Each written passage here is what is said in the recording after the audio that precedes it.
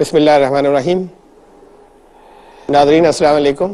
اس وقت کی اس گفتگو کا عنوان ہے اسلام میں امن اور جنگ۔ اسلام دراصل امن کا ہی نام ہے اور جنگ اس کے امن کے ایک حصے کی حیثیت رکھتی ہے۔ کسی جگہ اگر کسی مجبوری میں جنگ ہو بھی تو وہ امن کا ایکسٹینشن ہے، وہ پیس کے لیے ہوتی ہے۔ یہ تین نام ہیں، تین عنوان ہیں جن کے بغیر قرآن کریم کے مطابق کسی کے نجات ممکن نہیں ہے: ایمان، اسلام اور عمل صالح۔ ایمان لفظ کا مادہ امن ہے، امن سے ایمان بنا۔ اسلام لفظ سلم سے بنا، یعنی سلامتی اور شانتی۔ اور صالح، عمل صالح جس کے بغیر نجات نہیں ہوگی۔ لفظ صالح کا مادہ ہے صلح۔ تو یہ تینوں ایمان، اسلام اور عمل صالح جن کے بغیر نجات نہیں ممکن ہے، ان تینوں کے مادے جو ہیں وہ امن، سلامتی اور صلح۔ تو اسلام اصل میں سارا کا سارا سلامتی ہی سلامتی ہے۔ حکم ہوا ادخلوا فی السلم کافہ، آؤ سلامتی کے اندر، شانتی کے اندر پورے کے پورے داخل ہو جاؤ۔ اب بعض موقع وہ بھی ہیں کہ جہاں کانفلکٹس آئیں، جہاں کچھ لڑائیاں ہوئیں، اور قرآن شریف میں لڑائی کا ذکر ہے۔ جن لوگوں نے قرآن شریف کا مطالعہ نہیں کیا یا جنہوں نے ادھر ادھر سے ایسے حوالے دیکھے ہیں، صرف تین موقع ایسے ہیں، تین سچویشنز ایسی ہیں جہاں اسلام جنگ کی بات کرتا ہے۔ جنگ سے متعلق جتنی آیات ہیں وہ سب کی سب انہی تین سچویشنز یا انہی تین حالتوں سے متعلق ہیں۔ پہلی اس میں سے ڈیفینسو وار، یعنی دفاعی جنگ۔ اس ڈیفینسو وار کے اندر اجازت کی بات کہی گئی ہے۔ سورہ حج کے اندر وہاں اجازت آئی، الفاظ آئے اذن للذین یقاتلون فی سبیل اللہ۔ اب اجازت دی جاتی ہے، اجازت دی جاتی ہے ان لوگوں کو کہ تم لوگوں کو اللہ کے راستے میں لڑنے کی، اس لیے کہ ان کے اوپر زیادتی ہوئی ہے تو ان کو لڑنے کی پرمیشن دی جاتی ہے، اجازت دی جاتی ہے۔ یہ تو ہے دفاعی جنگ۔ اور دنیا میں کوئی ایسا نہیں ہے کہ جو دفاعی جنگ کی، جب ان کے اوپر اٹیک کیا جائے تو اپنا دفاع کرنے کی اجازت نہ دے۔ یہ پہلی سچویشن ہے۔ دوسری سچویشن جنگ کی اقدامی جنگ ہے، آفنسو وار۔ یعنی بعض لوگ اکثر جب مخالفین کے اعتراضات کے جواب میں یہ کہنا شروع کر دیتے ہیں کہ اسلام نے تو صرف پرمیشن دی ہے، کوئی حملہ کرے تو جنگ کر لو، کوئی حملہ کرے تو اجازت دی گئی کہ اپنا دفاع کرو، ڈیفنس کرو۔ یعنی اسلام میں آفنسو وار کی بات بھی کہی گئی اور آفنس کا حکم دیا گیا ہے، وہاں پر اجازت نہیں ہے۔ یہ سمجھنے کی ضرورت ہے کہ وہ آفنس کا یا اقدام کا حکم، آرڈر کہاں دیا گیا ہے؟ وہاں پرمیشن نہیں، آرڈر ہے۔ ظلم کے خاتمے کے لیے جہاں پر انسانی آبادی کے ایک بڑے حصے کو کچھ لوگوں نے دبا رکھا ہو، کچل رکھا ہو، اور ان کے اوپر لگاتار ظلم کر رہے ہوں ایک پوری قوم کے اوپر، اور وہ لوگ فریاد کر رہے ہوں کہ اے اللہ کسی کو تو بھیج ہماری مدد کے لیے، تو چاہے وہ مسلم ہو اور چاہے وہ غیر مسلم ہو، وہ قوم جن کے اوپر ظلم کیا جا رہا ہے، اللہ نے حکم دیا ہے اپنے کلام کے اندر کہ جاؤ اور ان کی مدد کرو، یہ اللہ کے راستے میں جنگ کرنا ہے۔ انہیں تم ظلم سے نکالتے کیوں نہیں؟ ان کو تم چھڑاتے کیوں نہیں؟ قرآن شریف نے تمہیں کیا ہو جاتا ہے کہ تم اللہ کے راستے میں لڑنے کے لیے نکلتے نہیں، جبکہ حالت یہ ہے کہ مرد، عورتیں اور بچے جو زمین میں کمزور پا کر دبا لیے گئے ہیں، جو آپریسڈ ہیں، ان کے اوپر ظلم ہو رہے ہیں، اور وہ فریاد کر رہے ہیں کہ ہمارے رب ہے، ہمارے پربھو، ہم اس بستی کے لوگ ظالم ہو گئے ہیں، کسی طریقے سے ہمیں یہاں سے نکال اور کسی اپنی طرف سے کسی کو ہمارا سہایک، مددگار، سپورٹر بنا کر بھیج۔ تو یہ ہے دوسری سچویشن جسے کہا جائے گا آفنسو وار یا اقدامی جنگ۔ یہاں پرمیشن نہیں، یہاں حکم ہے کہ تم جہاں پر ظلم ہو رہا ہے اس ظلم کے خاتمے کے لیے جاؤ اور جنگ کو ختم کرو، جنگ کرو اللہ کے راستے میں اور ظلم کو ختم کرو۔ اور ایک تیسری سچویشن ہے جنگ کی، جہاں قرآن جنگ کی بات کرتا ہے کہ کسی قوم سے ایگریمنٹس ہو، معاہدے ہو، سندھی ہو، اور اس سندھی یا ایگریمنٹس کو، ان معاہدوں کو بریک انہوں نے کیا ہو، ان کی طرف سے ان معاہدوں کی خلاف ورزی ہو۔ ایسی حالت میں اجازت اس بات کی ہے، آپشن دیا گیا ہے، اختیار دیا گیا ہے کہ جیسا چاہو فیصلہ کرو، جنگ کے حالات ہے، جنگ کر سکتے ہو، ابھی جنگ کے حالات نہیں ہے، جنگ نہ کرو۔ لیکن اگر معاہدے کی خلاف ورزی دوسروں کی طرف سے کی گئی ہے تو جنگ کی جا سکتی ہے۔ یہ تین سچویشنز ہیں جن میں قرآن جنگ کی بات کرتا ہے. ان تین کے علاوہ کوئی ایک سچویشن بھی ایسی نہیں ہے جہاں پر لڑائی یا جنگ کی بات کی گئی ہو. اب قرآن میں جنگ سے متعلق جتنی آیات آئیں گی وہ انہی تین اصولوں کے تحت پڑھی جائیں گی اور سمجھی جائیں گی کہ جو احکامات دیے جا رہے ہیں حالت جنگ کے اندر، وہ یا تو دوسروں نے حملہ کیا ہے ان کے دفاع میں اور ان کے اپنے ڈیفنس کے اندر لڑنے کی اجازت دی گئی ہے، اس موقع پر احکامات ہیں، یا حکم دیا گیا ہے کہ وہاں جا کر لڑو اور اس قوم کو ہٹاؤ اور ان سے لوگوں سے لڑو جنہوں نے دوسروں کو دبا رکھا ہے اور ایک بڑی بستی کے اوپر اور بڑی آبادی پر ظلم کر رہے ہیں. اس موقع پر جو ہدایتیں ہوں گی وہ ہیں. اور یا اگر کسی قوم نے معاہدے کی خلاف ورزی کی اور لڑائی کی ضرورت پیش آ گئی ہے تو جو قرآن شریف کے اندر جو جنگ کی آیات ہیں ان کے اندر اس کا ذکر ہوگا اور ان تین کے تحت ان ساری آیات کو سمجھا جائے گا. لیکن اللہ نے تو اختیار دے کر آزمانا چاہا ہے کہ دیکھیں کون ہدایت ان کے پاس آ جانے کے بعد صحیح راستہ اختیار کرتا ہے اور کون خلاف ورزی کرتا ہے. یہ آزمائش ہی تو یہاں پر اس دنیا کے اندر جو امتحان ہے، اس امتحان کا مقصد ہی ختم ہو جائے گا اگر کسی کے اوپر زبردستی کی جائے. اور اللہ نے اس بات کو کہہ کر اس کو واضح کر دیا کہ تم کون ہوتے ہو زبردستی کرنے والے، ہم چاہتے تو ہم دوسروں کو بنا دیتے، تم سے زبردستی کیوں کرواتے، سب کو ایمان والا پیدا کر دیتے. اب جا کر اگر تم نے زبردستی شروع کر دی تو پھر وہ جو امتحان کا مقصد تھا، جو آزمائش کا، جو پریکشا کا، ٹیسٹ کا مقصد تھا، وہی ختم ہو گیا. لوگوں کو فری ول دے کر آزمانا تھا. کسی جگہ دین پھیلانے کے لیے جبر نہیں ہوگا، زبردستی نہیں ہوگی اور جنگ نہیں ہوگی. کسی جگہ اسلامی حکومت کے ایکسپینشن کے لیے جنگ نہیں کی جائے گی. بڑی غلط فہمی اس معاملے میں جگہ جگہ لوگوں کو ہوئی ہے. ان تین اصولوں کے علاوہ، اور یہ تینوں اصول جو ہے اصل میں جنگ کے نہیں ہے، بنیادی طور پر جہاں پر جنگ کرنی پڑ رہی، یہ تینوں اصول اصل میں امن کے اصول ہیں. ورنہ قرآن کا جو موقف ہے انسانیت کے لیے وہ بالکل واضح ہے کہ یہ حکم دے دیا گیا وَلَا تَقْتُلُوا النَّفْسَ الَّتِي حَرَّمَ اللَّهُ إِلَّا بِالْحَقِّ، کہ اللہ نے جن کو بھی ریسپیکٹیبل بنایا ہے، جن کی جان کی حرمت رکھی ہے، ان کو حق کے بغیر کبھی بھی ان کے اوپر ہاتھ نہ اٹھانا یا انہیں ہلاک مت کرنا یا ایسی کسی جان کو تم ختم مت کرنا اور قتل مت کرنا.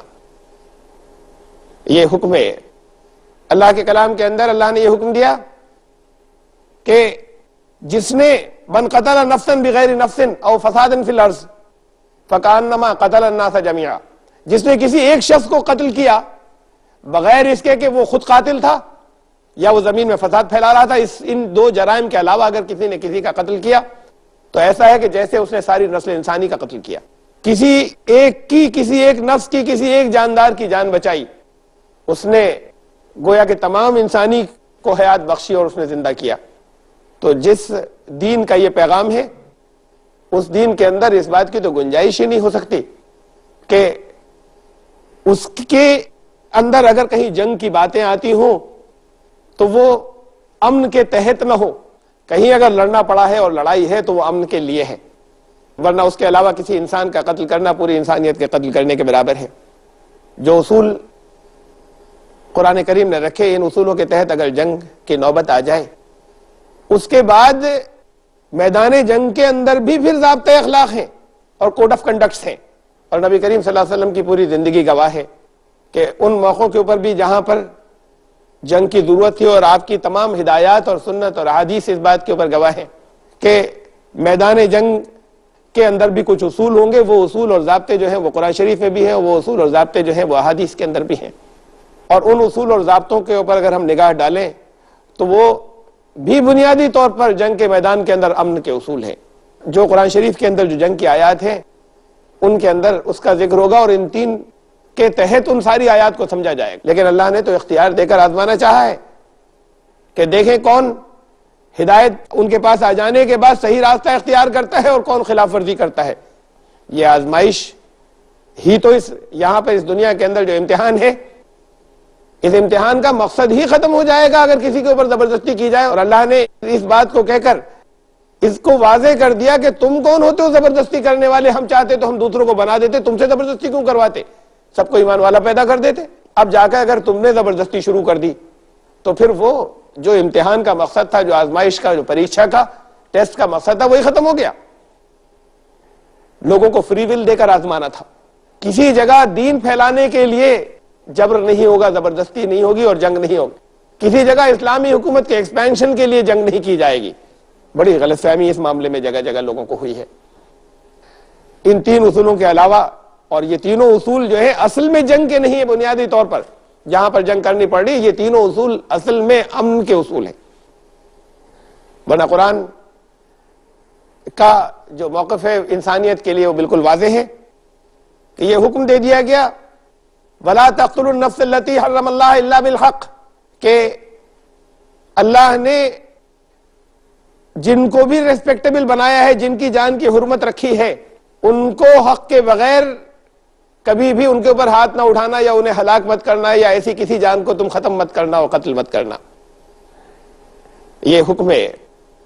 اللہ کے کلام کے اندر اللہ نے یہ حکم دیا کہ جس نے من قتل نفسا بغیر نفس او فساد فی الارض فکانما قتل الناس جميعا، جس نے کسی ایک شخص کو قتل کیا بغیر اس کے کہ وہ خود قاتل تھا یا وہ زمین میں فساد پھیلا رہا تھا، ان 2 جرائم کے علاوہ اگر کسی نے کسی کا قتل کیا تو ایسا ہے کہ جیسے اس نے ساری نسل انسانی کا قتل کیا.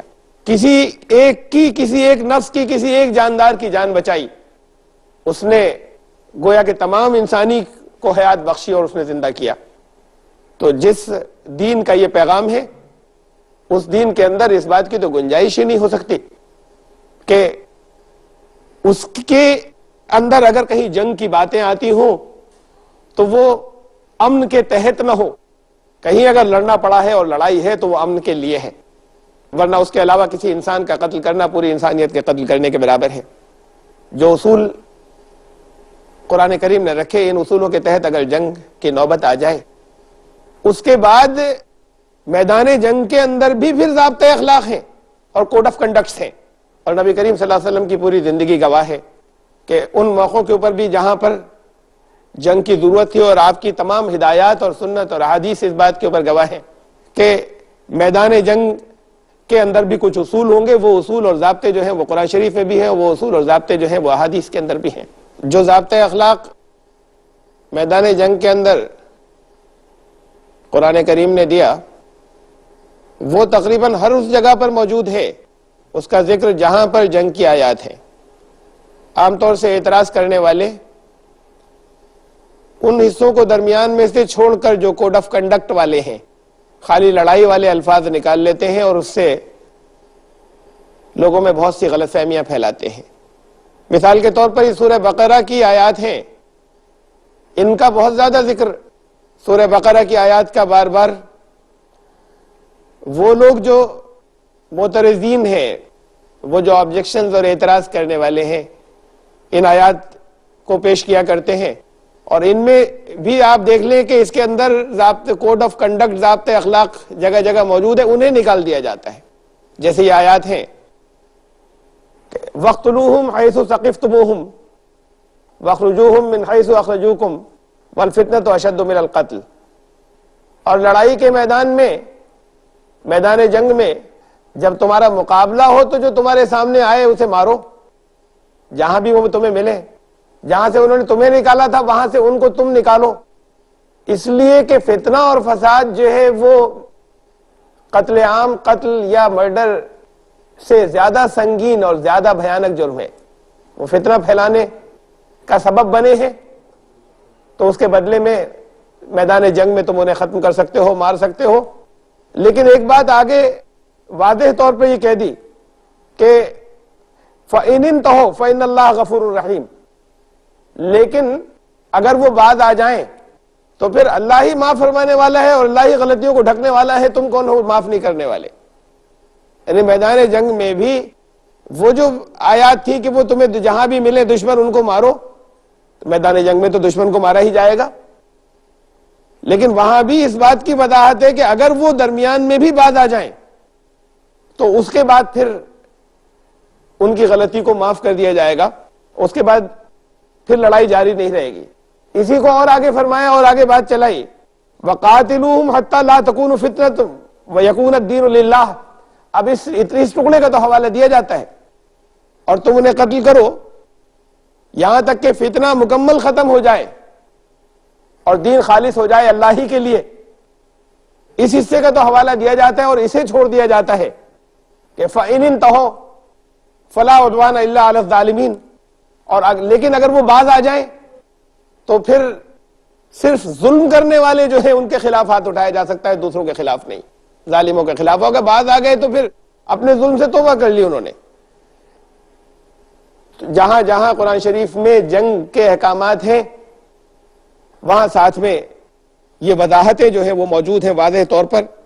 جنگ کے موقع پر جنگ کی آیات جہاں پر جنگ کے احکامات ہیں، قرآن نے فرمایا وَإِن جَنَاحُوا لِلسَّلْمِ، اگر وہ لڑائی کے دوران شانتی کی طرف یا صلح کی طرف ان کا رجحان ہو، بڑھے، ان کا انکلینیشن ہو، فَجْنَحْ لَهَا، تو صلح کا آفر تم قبول کر لینا، تم بھی شانتی کی طرف بڑھنا۔ اب یہ لڑائی کے میدان جنگ کے چھیتر کے انسٹرکشنز ہیں، ہدایتیں ہیں، اور اس میں ساتھ میں یہ بھی فرمایا وَإِن يُرِيدُوا أَن يَخْدَعُوكَ فَإِنَّ حَسْبَكَ اللَّهُ، اگر ان کا ارادہ تمہارے ساتھ دغا بازی کرنے کا ہوگا، یعنی میدان جنگ کے اندر اگر صلح کی پیشکش جنگ کرنے تو وہ آئے، اب یہاں سے خالی دفاع اور ڈیفنس کے لیے مقابلہ کرنے کے لیے نکلے ہیں، تو جو حملہ آور تھے وہی درمیان میں صلح کی پیشکش کرنے لگے۔ ظاہر ہے صلح کی پیشکش حملہ آور درمیان میں میدان جنگ میں کب کریں گے؟ جب ہی کریں گے جب ان کا پلہ کمزور پڑ رہا ہوگا۔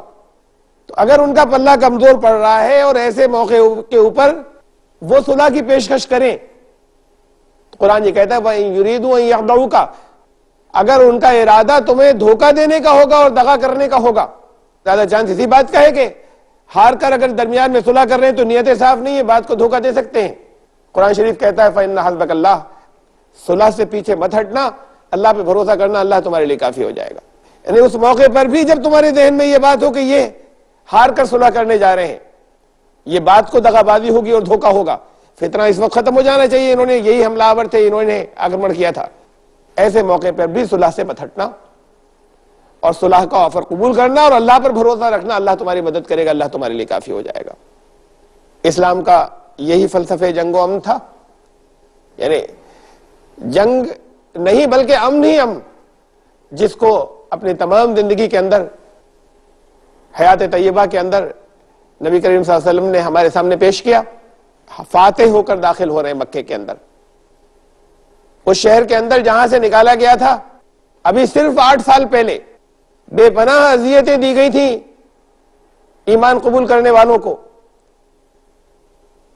ان کو ریت کے اوپر لٹایا جاتا تھا اور کھینچا جاتا تھا جلتی ہوئی دھوپ کے اندر، پتھر کی جلتی ہوئی سلنگیں سینے کے اوپر رکھ دی جاتی تھی، چربی جسم کی نکلتی تھی، اور چربی نکلنے کے بعد پھر وہ آگ کو ٹھنڈا کرتی تھی، انگاروں کو ٹھنڈا کرتی تھی، پیٹھ کے نیچے انگارے ہوتے تھے، اس طرح کے مظالم ہوتے تھے اور ظلم ہوتے تھے۔ اس کی وجہ سے ایمان لانے والوں نے مکہ چھوڑا، اپنے گھر بار کو چھوڑا اور ہجرت کی۔ جن گھروں سے نکالا گیا تھا، نہتے نکلے تھے، سارا ساز و سامان چھوڑ کر نکلے تھے، وہ سارے گھر جو ہیں وہ سامنے رکھے ہوئے تھے۔ 8 ہی سال کے بعد یہ موقع آ گیا کہ فاتح بن کر، کونکرر بن کر، وجئی بن کر اب اسی مکے کے اندر داخل ہو رہے تھے۔ زخم تو نہیں بھرا کرتے پوری نسل کے اندر، بلکہ نسلوں کو دے دیا جاتے ہیں، نسلوں کو اختلافات ٹرانسفر ہو جاتے ہیں۔ یہاں 8 سال پہلے کا وہ ایک ایک لمحہ ذہنوں کے اندر تازہ تھا۔ مکے کے اندر داخل ہو رہے تھے، اس کے بعد نعرہ دیا الیوم یوم المرحمہ، آج تو رحمت کے مظاہرے کا دن ہے، آج کرونا اور دیا کا اور کمپیشن کا آج ثابت کر کے دکھانا ہے کہ رحمت کسے کہتے، بدلہ لینے کا دن نہیں ہے۔ اب یہ فاتح ہو کر داخل ہو رہے تھے جن کو نکالا گیا تھا وہاں سے، اور جن کے اوپر لڑائیاں اس درمیان میں جنگیں مسلط کی گئی تھیں، وہ لشکر ابھی مکے میں داخل نہیں ہوا۔ مکے کے باہر مضافات میں، سبرز میں رات کو وہ لشکر پھیلا ہوا ہے، دور تک صحابہ کرام 10,000 کی فوجیں مختلف جگہوں پر بکھری ہوئی ہیں، چھوٹی چھوٹی سی ٹکڑیوں کے اندر۔ کفر کے سپہ سالار ابو سفیان آتے ہیں، نبی کریم صلی اللہ علیہ وسلم نے حضرت عباس سے کہا کہ انہیں لے جا کر ذرا اسلامی افواج کے، اسلامی فوجوں کے ذرا لشکر کا منظر دکھائیے۔ حضرت عباس نے پہاڑی پہ کھڑے ہو کر دیکھا، دور تک جو لوگوں نے اپنی قندیلیں، اپنی شمعیں، اپنے چراغ اپنے روشن کیے ہوئے تھے، بڑی ہیبت طاری ہوئی، معلوم تھا کہ آج مقابلہ نہیں کر سکتے ان کا۔ واپس آئے جب کیمپ میں، خیمے میں رحمت اللہ عالمین صلی اللہ علیہ وسلم کے پاس، تو حضور نبی کریم صلی اللہ علیہ وسلم نے دریافت فرمایا کہ ابو سفیان کیا اب بھی یقین نہیں آیا کہ میں اللہ کا رسول ہوں؟